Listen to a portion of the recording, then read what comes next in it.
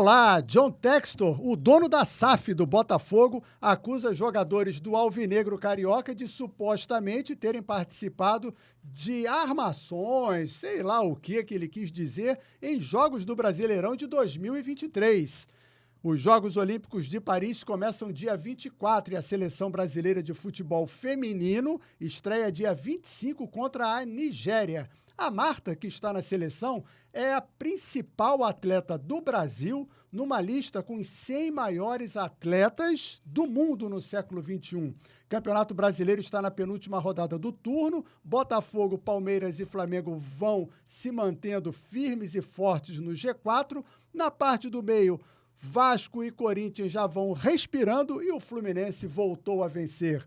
Participam deste episódio do No Mundo da Bola todos os integrantes da equipe de esportes aqui da EBC. Bem ao meu lado, a Verônica Dalcanal, o Maurício Costa e o Felipe Rangel, que também é da Rádio MEC. Eu sou o Sérgio do Bocage e está começando o No Mundo da Bola.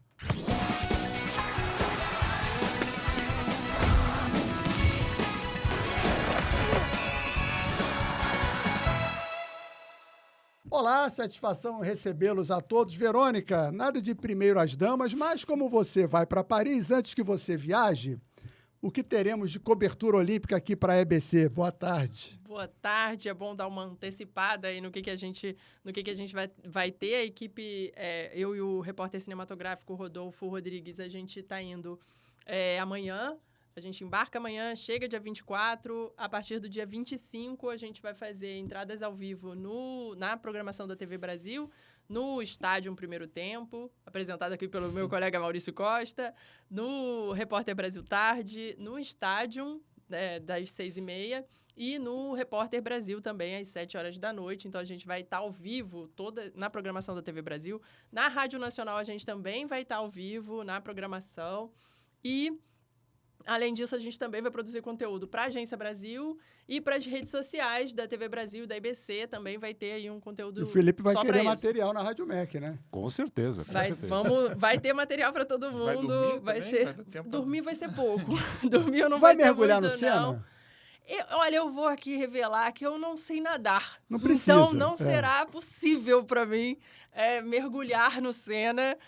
De repente eu consigo ali molhar o pezinho um pouquinho, pode ser, mas mergulhar eu não vou, não arrisco. Arrisco. Não, nada a ver com a questão da salubridade ali, da insalubridade do rio. Eu só não vou arriscar morrer afogada, não. Já que você falou em arriscar, Brasil e Nigéria, o futebol feminino é o nosso representante em Paris. Arrisca um palpite aí, não para esse jogo específico, mas para a campanha do Brasil? Eu acho a campanha. É difícil isso, né? A gente torce muito, eu estou torcendo muito para a seleção feminina. A gente quer que elas tenham um bom resultado, né? E consigam fazer uma competição, participar da competição bem. Mas a gente sabe que a gente não é favorita. A seleção, ela conta com o nosso amor, com a nossa dedicação, com a nossa torcida, mas ela não é favorita. Tem a campeã da Copa do Mundo que vai participar e está no grupo do Brasil, a Espanha. Então, eu acho que a gente vai fazer uma boa campanha. A gente tem feito um trabalho, né? O Arthur Elias, o técnico Arthur Elias, ele é um técnico com um trabalho muito sólido e pesado e grande, né, no Corinthians, e muito vitorioso. Então, acredito nesse potencial, mas é um trabalho que começou com ele pós-Copa do Mundo. A gente está indo com a Marta, é uma pena que a Marta não tenha conseguido isso, né, uma medalha de ouro. Chegou perto a Copa do Mundo, mas eu não acho que a seleção vá fazer uma campanha de medalha, infelizmente, mas acho que a gente vai fazer uma campanha boa, assim, vai ser um trabalho bacana para a Copa do Mundo de 2027 aqui no Brasil. Então, acho que vai ser um bom início de trabalho. Muito bem. Que o seu trabalho seja de medalha, a gente continua falando, porque a Marta, Maurício, Felipe, ficou em 32º lugar numa pesquisa, aquelas pesquisas que a gente sempre contesta, né? Foi feita pela ESPN Internacional, os 100 maiores atletas do século XXI. Em primeiro lugar, Michael Phelps. Em segundo lugar, Serena Williams. Em terceiro lugar, o Messi. E só 3 brasileiros. A Marta em 32º, o Ronaldo Fenômeno em 87º, também conhecido como 87, e o Ronaldinho Gaúcho em 94. Pode começar por você. Fala, Bocage, Verônica, Felipe, galera que tá ouvindo o podcast. Cara, eu acho que é difícil, né? Porque foi o que a Verônica falou, que tem aquela questão emocional, né? Da Marta ser brasileira. Mas se você for colocar como é vitoriosa a Marta diante até dos homens, por exemplo, do Messi, eu acho que a Marta fez mais do que o Messi, se você for comparar, colocar futebol feminino e futebol masculino. Fez mais que o Cristiano Ronaldo. No mesmo patamar. Fez mais que o Cristiano Ronaldo, fez mais que a Serena Williams. O Michael Phelps é um fenômeno. Aí realmente é outro patamar. O Michael Phelps é o atleta realmente. Você pode pegar o Usain Bolt também, esses caras. Mas é difícil, né? Você vai botar uma gradação, quem é melhor, quem é pior, é muito complicado. Quem votou, como que foi, quais foram os critérios. É complicado, mas para mim a Marta deveria estar no mínimo entre os 10 primeiros. Agora, curioso, Felipe, se a gente pensar no Brasil, o país do futebol, 3 representantes são do futebol, mas o maior deles é a Marta, deixando para trás Ronaldo e Ronaldinho. Pois é como o Maurício falou, né? A Marta fez muito pelo futebol feminino, principalmente do Brasil. Agora, nem cabe comparação com o Messi, por exemplo, porque o legado que o Messi herda é um legado de mais gente, né? Ele herda de Maradona, de Stéfano, herda de outros jogadores, do próprio Pelé, se a gente for levar. E a Marta tem outras referências, por exemplo, aqui no Brasil, a Cici, a Formiga, e ela também vai ser uma inspiração para as outras atletas que vão disputar, né, os Jogos Olímpicos de Paris. Eu concordo com a Verônica, mas eu acho que o Brasil, aposto que o Brasil fica ali, pelo menos numa semifinal dá para chegar. O negócio do Brasil é que nem aquele goleiro que fala assim, o goleiro bom é aquele que defende todas as bolas possíveis e não consegue defender as impossíveis. Eu vejo a seleção brasileira feminina exatamente isso. Você vê a seleção brasileira com capacidade de ganhar das favoritas, mas aí pega um azarão e perde também. Você se, cara, o que vai ser agora? A gente vai ganhar da Inglaterra e vai perder para uma equipe inferior? Essa insegurança que fica no ar, pelo menos é o que eu sinto, essa insegurança do que vai ser a seleção feminina nos Jogos Olímpicos. Acho que entre os 3 brasileiros, a posição da Marta, ela é muito diferente do Ronaldo e do Ronaldinho. Eu acho que faz sentido, assim. Porque o que ela conquistou para o futebol feminino, que ela fez, realmente é assombroso. É isso. Ela é uma atleta que pena que a gente não conseguiu dar a valorização que ela merecia. Isso, infelizmente, acontece com frequência no esporte feminino. Que triste pra gente. Que tem dificuldade em reconhecer as nossas atletas mulheres nas suas... quando trazem, quando são inovadoras, quando vêm para o... que pena. O futebol feminino, mais ainda, né? Que a gente tem a questão da proibição, tem a luta que essas mulheres tiveram que fazer e correr atrás para que o futebol virasse... o futebol feminino tivesse a pouca visibilidade que a gente tem hoje, que ainda é pouca, precisa de mais, precisa aparecer mais. Essa competição, a Olimpíada, a gente só vai com a seleção feminina, né? A seleção masculina, aqui na Rio 2016, quando a gente... Primeira vez que foi campeão olímpico, né, no futebol, com a seleção masculina, depois bicampeã, mas não está indo agora em Paris. A gente vai só com a feminina. Nesse sentido, as meninas até vêm tendo uma regularidade maior, né, porque conseguiram se classificar. Mas a que custo? Que dureza? Só depois da Pia Sanhog e da campanha para que tivéssemos uma treinadora forte, veio de fora, é uma dificuldade, porque no masculino isso é difícil também, né? Não pode ser um técnico masculino. Quantas vezes a gente já viu esse debate? Não pode ser um técnico de fora do Brasil. No feminino, a técnica de fora do Brasil foi um marco, e que não é um marco só por causa da Pia, é porque a Pia veio pedindo uma estrutura que a seleção feminina não tem. Mesmo com essa estrutura, a gente pode Quem imaginaria a seleção masculina esperando um voo? A gente fez aí, a TV Brasil transmitiu os amistosos da seleção contra a Jamaica, um jogo no Recife, outro jogo em Salvador. As meninas pegaram um voo comercial entre um jogo e outro para ir do Recife para Salvador. Quando que a gente pensaria na seleção masculina viajando num voo, esperando no aeroporto junto? Ali a Marta. Não é. Isso não faz sentido. A Marta estava esperando um voo ali. Não que seja uma coisa... É isso, né, gente? É uma estrutura. É uma estrutura que o feminino precisa alcançar mais ainda. E aí os resultados vêm. Com certeza. Tomara que já seja agora em Paris. Vamos falar, então, da notícia que surgiu nesta segunda-feira. O John Textor lançou a pérola. Jogadores do Botafogo supostamente teriam participado de um jogo em que, segundo a empresa que ele próprio contratou, manipulação de resultado. Foram 11 jogos que o Botafogo perdeu, não é isso?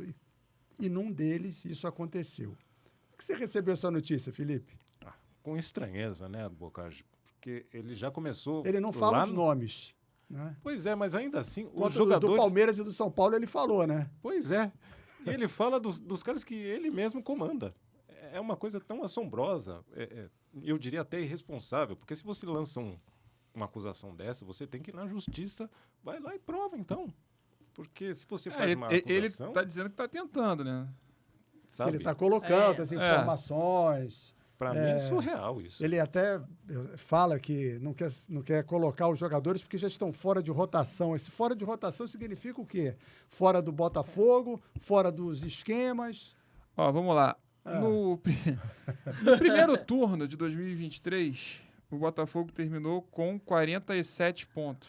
Era líder, com uma vantagem absurda. O Grêmio era o segundo com 34. Chegou a abrir 13 pontos uma hora, né? Hoje o Botafogo tem 39 e tem mais uma partida aí, né? 42. Naquela ocasião, o fator determinante para o Botafogo perder o Campeonato Brasileiro foi a saída do técnico, que foi a pedido dos jogadores. Foi treinar lá o Cristiano Ronaldo, Luiz Carlos. Exatamente. O primeiro. Aí depois veio o Lúcio Flávio, né? E aí não deu certo. E aí veio o Silvio. Aí depois veio o Lages. Aí depois veio o Bruno Lages, depois veio toda a confusão. O Bruno Lages foi que os jogadores pediram a demissão dele. E assim, eu não sei até que ponto esse excesso de sinceridade, se de fato for, né, a gente não tem como afirmar nada, esse sincericídio do John Textor.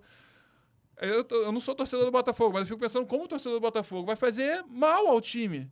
Você vai quebrar o ambiente da equipe, cara. Você é líder do campeonato, tá ganhando tudo. São 5 vitórias consecutivas e um empate. Será que o cara que tá do meu lado participou do esquema? O cara que... Eu tô falando, o dono do time... Ele traz pro time uma crise. Ele acabou de criar uma crise no Botafogo. Exatamente. Acabou de criar uma crise, porque ninguém vai confiar mais em ninguém ali dentro.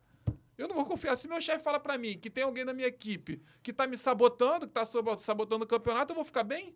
Eu não vou conseguir olhar pro restante da equipe como se fosse uma pessoa que eu confio. E ainda é um segundo turno que foi, foi traumático para essa equipe, né? Não foi um segundo turno que foi... a gente passou por ele. Não, foi um segundo turno super traumático. Ano passado, o Botafogo não teve como escolher. O técnico resolveu sair. Agora é algo que vem de dentro do Botafogo. Isso é impressionante. Não estou dizendo que o Botafogo vai perder o campeonato por isso, mas existe um problema ali dentro que pode acarretar. A gente já viu, a gente vive de futebol há quanto tempo? A gente sabe o que acontece. A menos que ele chame todo o grupo e fale, quem eu tô falando aqui foi fulano, e eles já saíram. Mas aí ele não diz que já saíram, né? Ele diz essa frase fora de rotação. esquisita, fora de rotação. Será que ele falou em inglês e a gente não conseguiu Também, traduzir? às vezes, pode ser uma tradução Dessa difícil. situação toda, você acha que ele tem razão nas acusações? Eu não sei. Sinceramente, eu fico muito incomodado com esse tipo de suspeita, porque você está falando não só de jogadores de outros times, como ele já fez com São Paulo e Palmeiras no ano passado, e agora ele está falando de jogadores do próprio time dele, ou seja, jogadores pelos quais ele tem responsabilidade, porque são jogadores que ele comanda. Além da desconfiança que ele lança sempre sobre a arbitragem, sobre o... Eu fico pensando se não tem sempre um momento, uma agenda que talvez o Textor queira... Vamos lá. Tô criando aqui um novo fato. Tô acrescentando um novo fato para o debate, para esse campeonato. E é que careceu até o momento, até agora, de evidências. Todas esses fatos, essas coisas.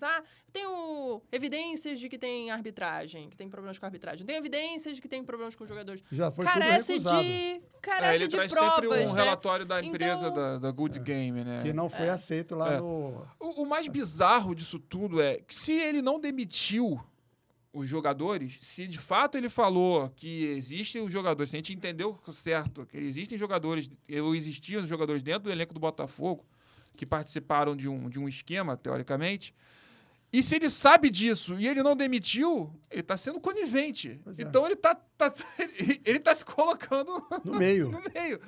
Porque o chefe que sabe que tem um funcionário que está fazendo algo que é ilegal e não faz nada, ele é responsável por esse funcionário. Exatamente. Então ele joga para baixo tudo que ele acusou os outros, né? Exatamente. Inclusive. Muito bem, então. Falando em para baixo, meu amigo Felipe Rangel, o Corinthians respirou, hein? O que aconteceu lá?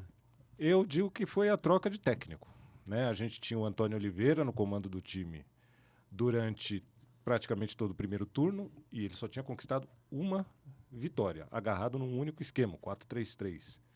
E não estava acontecendo, né? O time mergulhou, inclusive chegou a ficar na penúltima colocação no Campeonato Brasileiro. É claro que tem uma máxima aí que diz, não pode trocar, tem que dar tempo para o Antônio Oliveira, para ele mostrar o seu trabalho, mas ele não estava conseguindo, de fato, render. Ele pode render em outras oportunidades em outros clubes, mas essa passagem dele não foi boa. E aí demorou um pouco para o clube anunciar um novo treinador. Tentou o Fábio Carilli, que já está empregado. Questão da patrocinadora, da Exatamente. casa de apostas. É uma confusão danada isso aí, né? Porque o diretor de futebol que saiu começa a falar um monte de coisa que ele viu lá, o cara da imprensa, e por aí vai. É laranja. Nossa, o negócio é um circo de horrores o que está acontecendo nos bastidores do Corinthians. Aí até que um sopro de lucidez sobre o presidente Augusto Melo fez com que ele, enfim, fechasse com o técnico Ramon Dias. E aí a gente não sabe se ele vai fazer um excelente trabalho à frente do clube. Eu aposto que ele vai ter uma boa jornada e começa bem, né? Uma vitória sobre o Criciúma na Neoquímica Arena, importante, né? E a gente já conseguiu ver variações táticas, né? Começou no 4-3-3, passou pelo 4-4-2, depois ele chegou a fechar o time fazendo um 5-3-2. E algo parecido ele fez ontem no jogo diante do Bahia e depois de muito tempo o Corinthians voltou a vencer fora de casa, venceu por 1-0. Num primeiro tempo muito bom, principalmente pela presença do Garro articulando a jogada e não tendo a obrigatoriedade de fazer marcação. Começa bem o Ramon Dias. E o Ramon que deixou saudade no Vasco, Maurício? Hoje não, né? Hoje não. O Vasco está apresentando o melhor futebol do ano. Vasco que também respirou, 23 pontos. O Vasco lutando no momento por uma vaga na Sul-Americana, né? Mas lembrando que no ano passado, com essa mesma pontuação, estava o Cruzeiro. E o Cruzeiro lutou até a última rodada contra o rebaixamento. Também veio o Zé Ricardo, 33% só de aproveitamento. O Cruzeiro estava em baixa. O Vasco está em alta, apesar de ter perdido para o Atlético Mineiro. Fez um péssimo primeiro tempo, mas fez um bom segundo tempo. Sobre o Ramon Dias. Ramon Dias, ele pega o Corinthians numa situação bem menos pior do que ele pegou o Vasco ano passado. O Vasco era o lanterna do campeonato, com 9 pontos no fim do primeiro turno. Ele pega um Corinthians já praticamente ali, fora da zona do rebaixamento, apesar de ter perdido para o Vasco, se não me engano. Ou estava dentro da zona do rebaixamento, mas fez uma vitória e saiu da zona do rebaixamento. Isso. O Garro não jogou contra o Vasco, foi um desfalque muito importante do Corinthians na partida contra o Vasco. O Corinthians não conseguiu fazer nada. E o Ramon Dias, ele é um cara... Vamos lá, dizem que a parte tática e técnica fica com o Emiliano, que é o filho, e o Ramon Dias é aquela parte mais motivacional. E ele sabe fazer isso muito bem. Ele sempre fala mentalidade vencedora, porque ele é um vencedor, desde a época de atleta. Depois no River Plate, depois como técnico também.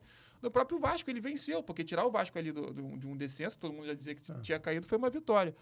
Então, eu acho que nesse curto prazo, que eu digo um turno, eu acho muito difícil o Corinthians cair, honestamente. Ele vai arrumar o time e tal. O problema do Ramon Dias é quando, no ano que vem, se ele vai ter carta branca para contratar e montar a equipe. Ele teve carta branca, entre aspas, porque é 777. Mas, assim, quase todo jogador que ele pediu para trazer não vingou no Vasco. E eu acho que o Corinthians tem que começar a pensar no ano que vem. E o Vasco? O Vasco tá bem. O Vasco perdeu para o Atlético Mineiro, fez um péssimo primeiro tempo.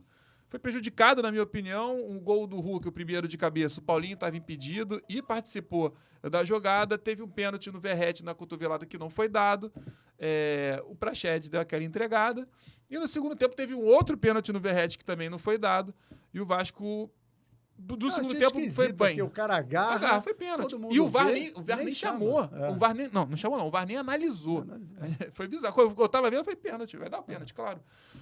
Felipe Coutinho estreou, na minha opinião, ele não deveria ter estreado fora de casa contra o Galo, uma das equipes mais fortes. Sabia que poderia perder o time do Vasco e aí estreou com aquela pressão assim, de tentar um empate. Não é bom para um jogador que estava há 2 meses parado. Ele é craque. A gente viu a bola que ele meteu pro Emerson Rodrigues, mas ele tá fora de ritmo, cara. Não tem como você esperar que o cara vai dominar a bola, driblar o time inteiro e fazer um gol, não é Pelé, entendeu? Não é Maradona. Mas eu acho que o Vasco tá num viés de crescente. E acho que o Vasco não vai lutar contra o rebaixamento, não, dessa vez. Vai ficar ali na zona da Sul-Americana. 10º lugar é um bom lugar pro Vasco.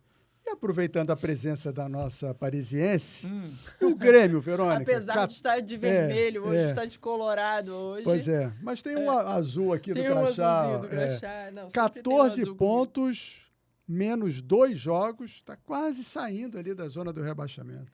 Você ainda confia no Renato Gaúcho? No Renato não dá pra... Então, o Renato não dá pra não confiar. É uma relação de amor e desconfiança e sofrimento ali, eu acho. Tem fases muito boas, mas tem fases que você realmente dá um medinho no coração. E o Grêmio na zona de rebaixamento com... tem 2 jogos, eu não sei, eu tenho um pouquinho de trauma recente dessa coisa do Grêmio lá embaixo, e não vai sair, não vai, e aí Renato cai. já deu a mão pro Jeromel e pro Kahneman. Então, eu fico com receio. Historicamente, só um time escapou do rebaixamento, ficando na última posição no turno, que foi o Fortaleza.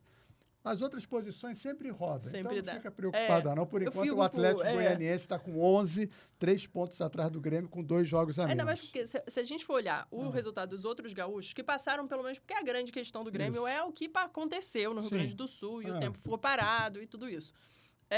O Grêmio é o pior, né? O Internacional está em 13º e o Juventude está em 12º. O Internacional tem 14 jogos só, o Inter, né? O Inter tem muito jogo aí. O Inter está com 4 jogos a menos, pô. Falta pouco para a gente acabar. Vamos ser sucintos. Fluminense escapa? Difícil. Na situação que está, a gente não pode cravar. O Fluminense chegou a ficar na última colocação. Está com 11 pontos, um jogo a menos. A campanha é complicada, mas acho difícil, mas também não dá para dizer que já caiu, não. O Mano Menezes chega, é um técnico que tem um estilo totalmente diferente do Fernando Diniz, né? De repente, é necessário você fazer um jogo mais contido para poder brigar ali por uma bola, somar ponto, tentar vencer em casa, dar uma empatada fora. Foi o que fez contra o Cuiabá. O Fluminense jogou nada contra o Cuiabá, a verdade é essa. Achou um gol. Isso. Mas tinha o Thiago Silva, ficou lá na retranca, o Thiago Silva sobra dentro do Campeonato Brasileiro e numa jogada bem trabalhada foi lá e fez o gol. Acho que o Fluminense escapa. Eu não vejo o Fluminense caindo, não. Eu acho que escapa também. Não, eu acho que escapa. O Fluminense escapou. Eu acho que escapa, mas não escapa fácil. Na parte de cima, Maurício, Botafogo, Palmeiras e Flamengo. O título está entre esses 3? Ou Fortaleza, São Paulo, Bahia, pode entrar aí? Não descartaria Fortaleza, não descartaria São Paulo, tampouco Bahia. A gente lembra que Botafogo, Palmeiras e Flamengo tem Copa Libertadores da América, tá bom, outros times também tem. Inclusive Botafogo e Palmeiras se enfrentam. E Flamengo e Palmeiras se enfrentam na Copa do Brasil também. Então não descartaria nenhum clube, nem o Flamengo, apesar de ser discrepante, mas nem o Flamengo tem elenco suficiente para manter o nível entre titulares e reservas. A gente viu quando o Flamengo perdeu 4 titulares para a Copa América. Mesmo conseguindo ficar lá em cima, mas perdeu a liderança do campeonato pro Botafogo. Então, acho que está em aberto. É lógico que se você falar assim, pô, quem é o favorito hoje? Botafogo, sem dúvida, mesmo com o Textor. Mas você não pode descartar, cara. Não pode descartar. Flamengo e Palmeiras estão na luta, não tem como você tirar isso. Você não pode descartar quem vem de baixo, porque são grandes equipes. Você está falando de um São Paulo, tricampeão mundial. Entendeu? É complicado. Muito bem, então. Acabou o nosso tempo. Verônica, boa viagem. Bom Muito trabalho. obrigada. Ficaremos aqui ansiosos por suas matérias. O Felipe Rangel, mais ainda. Pode lá deixar. Na Eu amo Jogos Olímpicos. Eu quero muitas entradas no estádio do primeiro tempo. E muitos textos na Agência Brasil. Muitos textos da agência, com certeza. Maurício, obrigado. Felipe, obrigado. Obrigado a você que nos acompanha. Aciona a notificação, manda sua mensagem, compartilha. A gente gosta muito de falar com vocês. Um forte abraço.